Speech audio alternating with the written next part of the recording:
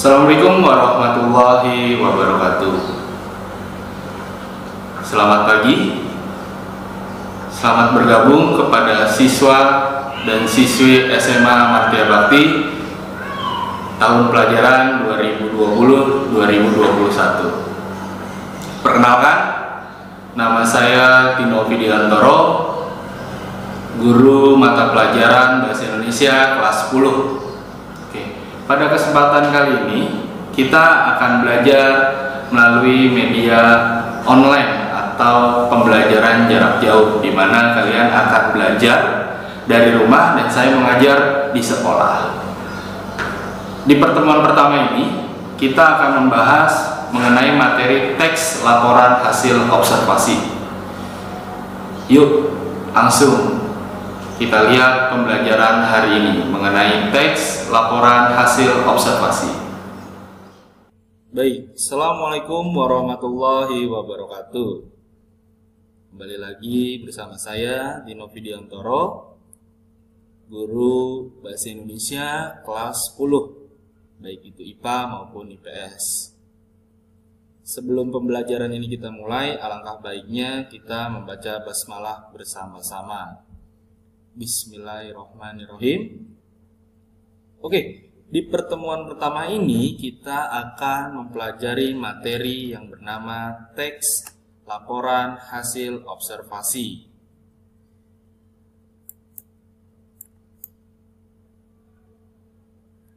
Dari pembelajaran ini kalian diharapkan mampu yang pertama mengidentifikasi isi dari teks laporan hasil observasi. Yang kedua, kalian dapat menyusun sebuah ringkasan dari teks laporan hasil observasi, dan terakhir kalian dapat menyimpulkan sebuah fungsi dari teks laporan hasil observasi. Nah, bisa dilihat di sini ada 3 kriteria pencapaian setelah kalian mempelajari laporan teks hasil observasi. Selanjutnya, di sini kita akan menginterpretasi laporan hasil observasi. Setelah kita menginterpretasi, kita masuk kepada mengidentifikasi isi teks laporan hasil observasi. Apa sih mengidentifikasi itu? Ada yang tahu? Nah, iya, identifikasi ini bahasa lainnya bisa diartikan mencari atau menganalisis isi dari sebuah teks laporan hasil observasi. Bisa dilihat, sebuah laporan hasil observasi dapat disajikan dalam bentuk teks yang tertulis maupun teks secara lisan. Kalian sering melakukan observasi tentunya. Observasi itu adalah sebuah pengamatan, tapi pasti kalian belum memahami cara menyusun sebuah teks laporan hasil observasi dengan baik. Untuk itu, kalian perlu memperhatikan penyusunan laporan hasil observasi agar kalian dapat membuat sebuah laporan yang baik dan benar melalui sebuah referensi, baik itu kamu dengar maupun kamu baca, bisa melewati media televisi, koran, majalah, atau internet. Nah, selanjutnya, pengertian teks laporan hasil observasi. Teks laporan hasil observasi itu adalah suatu teks yang berfungsi untuk menjelaskan informasi tentang suatu objek yang telah kalian amati. Teks laporan hasil observasi juga disebut dengan teks klasifikasi karena berisi tentang klasifikasi mengenai jenis-jenis objek berdasarkan kriteria tertentu. Jadi, secara garis besar dari teks laporan hasil observasi, pengertian sederhananya adalah sebuah teks yang melaporkan hasil pengamatan. Ya, jadi sebuah teks yang melaporkan sebuah hasil pengamatan. teks laporan hasil observasi berbeda tentunya dengan teks deskripsi. Meskipun kedua teks tersebut sama-sama menyampaikan suatu informasi berdasarkan fakta, namun teks laporan hasil observasi bersifat umum. Teks laporan hasil observasi menjelaskan tentang ciri, bentuk, atau sifat umum suatu objek berdasarkan fakta. Jadi, teks laporan hasil observasi itu tidak bisa menerka-nerka ataupun berimajinasi, karena teks laporan hasil observasi itu bersifat fakta atau nyata atau realita. Selanjutnya kita lihat pengertian teks laporan hasil observasi menurut ahli. Yang pertama kita lihat dari Nawawi. Nawawi menyampaikan bahwa observasi merupakan kegiatan mengamati yang diikuti pencatatan secara urut. Hal ini terdiri atas beberapa unsur yang muncul dalam fenomena di dalam objek. Objeknya ya yang diteliti atau yang diamati. Jadi, hasil dari proses tersebut dilaporkan dengan laporan yang sistematis dan sesuai kaidah yang berlaku. Selanjutnya kita lihat yang kedua dari Hana Jumhana. Hana Jumhana menyampaikan bahwa observasi merupakan suatu metode ilmiah yang harus atau yang masih menjadi acuan dalam ilmu pengetahuan yang empiris sebagai cara yang sering dilakukan untuk mengumpulkan data. Lanjut, dan pengertian teks laporan hasil observasi yang terakhir kita lihat ada dari Patton. Patton menyampaikan bahwa observasi merupakan metode yang akurat dalam mengumpulkan data. Tujuannya adalah mencari informasi tentang kegiatan yang berlangsung untuk kemudian dijadikan objek penelitian atau objek kajian. Selanjutnya kita akan coba mengidentifikasi isi dari sebuah teks laporan hasil observasi. Nah, di sini kita lihat, kalian pasti pernah melakukan peninjauan atau kalian pernah melakukan sebuah penelitian atau pengamatan secara cermat terhadap suatu hal, seperti pengamatan pada tumbuhan, lingkungan sosial di sekitar kalian.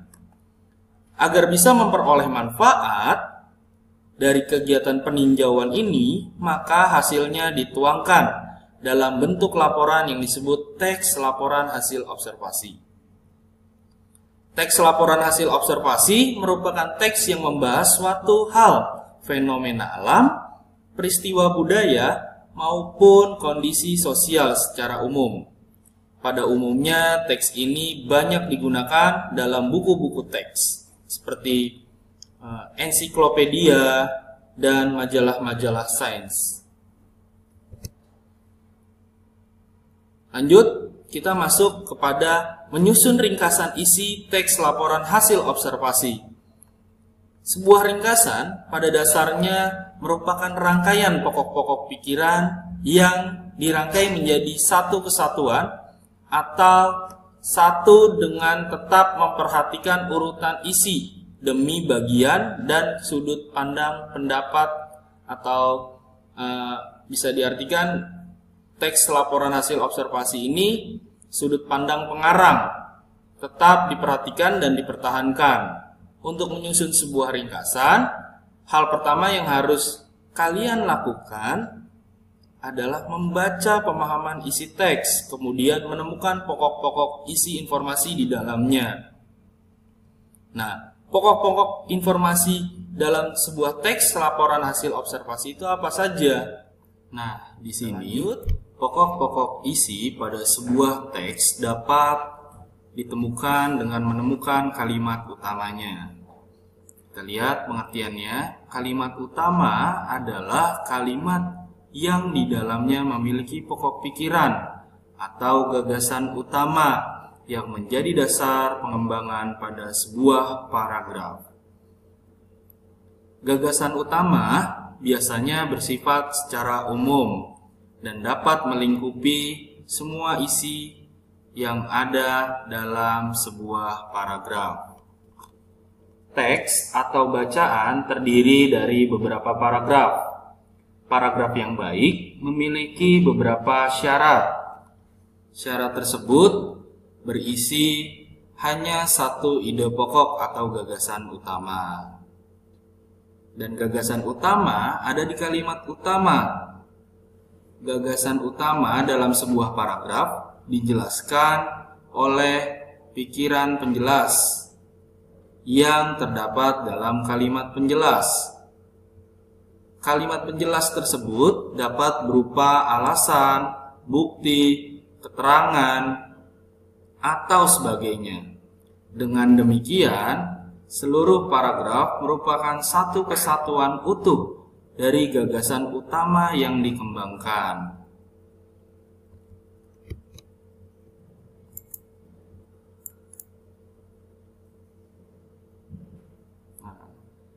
Gagasan utama merupakan unsur penting dalam paragraf. Paragraf yang baik hanya memiliki satu gagasan utama dari beberapa gagasan penjelas. Gagasan utama juga sering disebut gagasan pokok, ide pokok, atau pokok pikiran. Dapat dikatakan bahwa gagasan utama memiliki atau merupakan inti paragraf. Pemahaman gagasan utama pada sebuah paragraf merupakan aspek penting dalam memahami isi teks laporan hasil observasi secara menyeluruh. Gagasan utama sekali lagi berada pada kalimat utama atau berada di dalam kalimat utama. Dalam satu paragraf, kalimat utama merupakan kalimat yang lebih umum dari kalimat-kalimat lain. Biasanya kalimat utama letaknya di awal atau di akhir, bisa juga campuran di awal dan di akhir. Setidaknya ada 3 ciri kalimat utama. Yang pertama bersifat umum, yang kedua kalimat yang dapat dijelaskan oleh kalimat lain, dan ketiga kata kuncinya selalu diulang, baik itu secara langsung atau dengan menggunakan kata ganti. Kita lihat contohnya. Nah, di sini ada satu buah contoh paragraf di mana kalian coba menentukan satu buah kalimat utama di dalamnya. Silakan dibaca. Kalimat pertama, bukan berlebihan bila dikatakan bahwa Indonesia merupakan negeri yang kaya. Bukan hanya kaya alamnya, tetapi juga budayanya. Alamnya yang sudah jelas terlihat dari banyaknya hutan, luasnya lautan, hingga pemandangannya yang begitu elok. Sementara itu, flora dan faunanya juga sangat beragam. Nah, sekarang kita tentukan kalimat utamanya. Kalimat utamanya pada paragraf tersebut terletak di awal paragraf yang ditandai oleh kalimat nomor 1,